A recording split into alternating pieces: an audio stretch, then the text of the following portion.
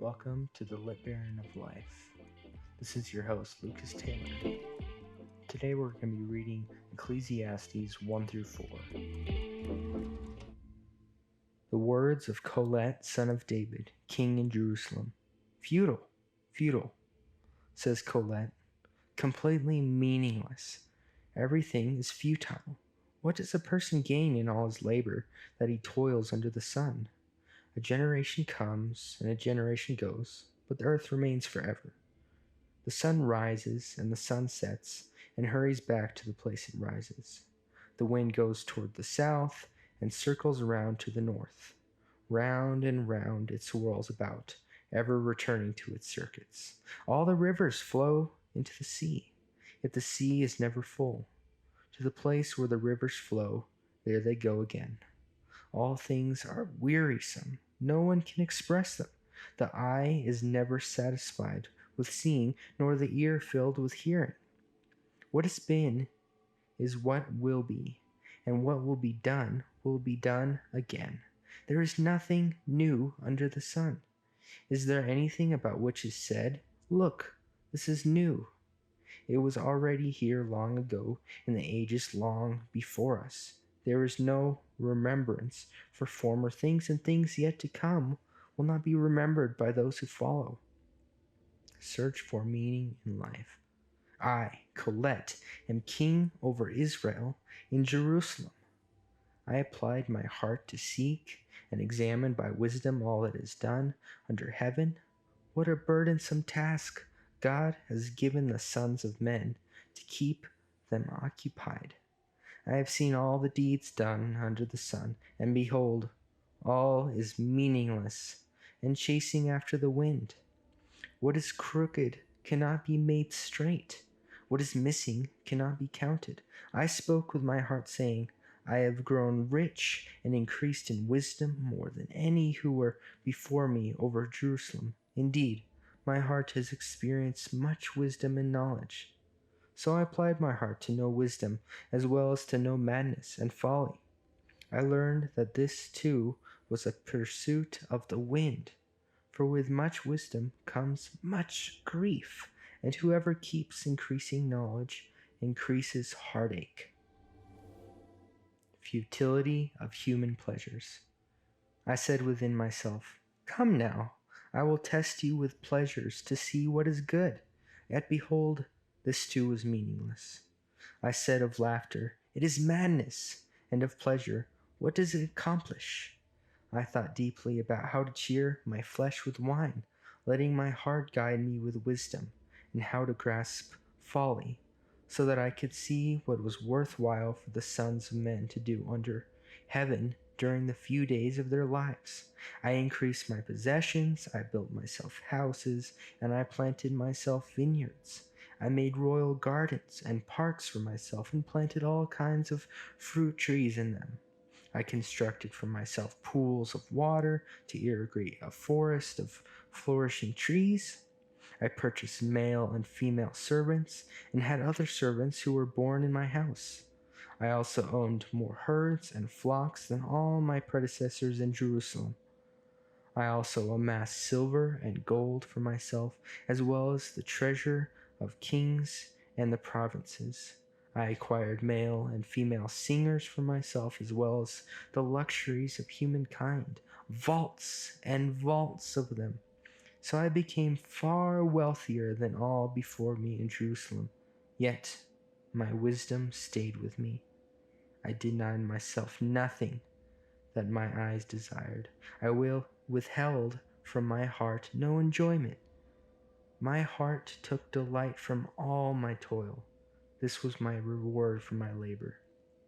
Yet, when I considered that all my hands had done, and the toil that I expended to accomplish it, behold, it was all futile, and chasing after the wind. There was nothing to be gained under the sun. Futility of human wisdom.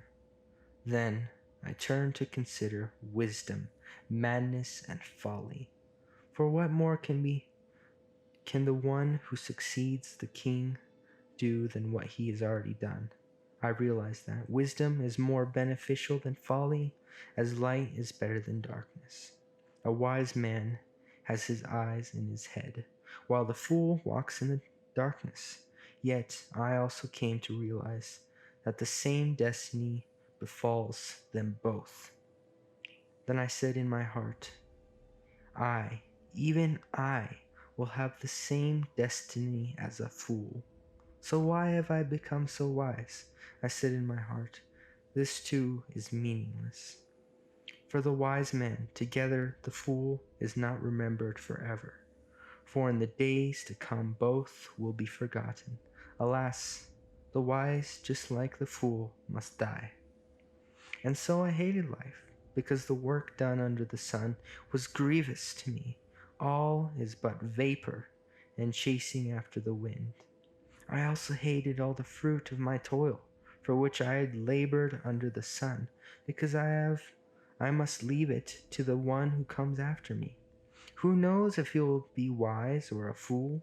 Yet he will be master over all the fruit of my toil, for which I had wisely labored under the sun. This too is futile. So I turned my heart over to despair over all the things which I had toiled under the sun. For sometimes a man who has labored with wisdom, knowledge, and skill must hand over as an inheritance to someone who did not work for it. This is futile and a great misfortune. For what does a man get for all his toil and longing of his heart for which he labors under the sun? For all his days his work is pain and grief. Even at night his mind does not rest. This is futility. There is nothing better for people than to eat and drink, and to find enjoyment in their labor. This too, I perceived, is from the hand of God. For who can eat and who can have joy apart from him? For the one who pleases him, he gives wisdom, knowledge, and joy. But to the sinner he gives the task of gathering and accumulating wealth, to give it to one who pleases God. This also is only vapor, and striving after the wind. A time for everything. For everything there is a season, and a time for every activity under the heaven.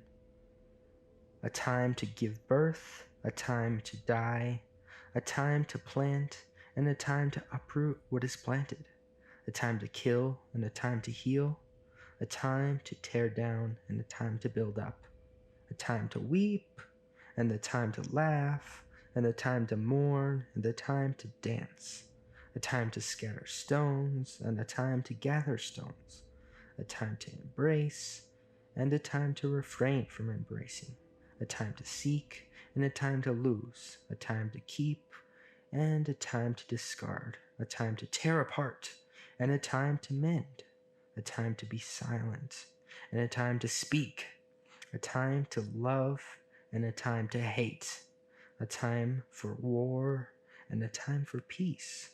What gain, then, does the laborer get with his toil? I have seen the task that God has given to the children of men to keep them occupied. Yet eternity in their heart. He has made everything beautiful in its time. Moreover, he has set eternity in their heart, yet without the possibility that humankind can ever discover the work that God has done from the beginning to the end. I know that there is nothing better for them than to rejoice and enjoy themselves in their lifetime. Also, when anyone eats and drinks and finds satisfaction in all of his labor, it is a gift of God. I know that everything that God does will endure forever. There is no adding to it or taking away from it. God has made it so that they will revere him. Whatever exists has already been, and whatever will be has already been. But God recalls what is past. I have also seen under the sun, in the place of justice, there was wickedness, and in the place of righteousness there was wickedness. And I said in my heart, the righteous and the wicked God will judge, for there is a time for every activity and for every deed. Humans same as beasts. I also said in my heart, as for the sons of man, God tests them so that they may see that they are but animals. For the destiny of humankind and the destiny of animals are one and the same. As one dies, so the other. Both have the same breath. A human has no advantage over an animal. Both are fleeting. Both go to one place. Both were taken from the dust, and both return to the dust. Who knows what the spirit of the Son of Man ascends upward, and the animal spirit descends into the earth?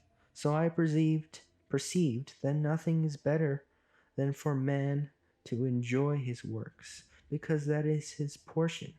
For who can bring him back to see what will be in the future?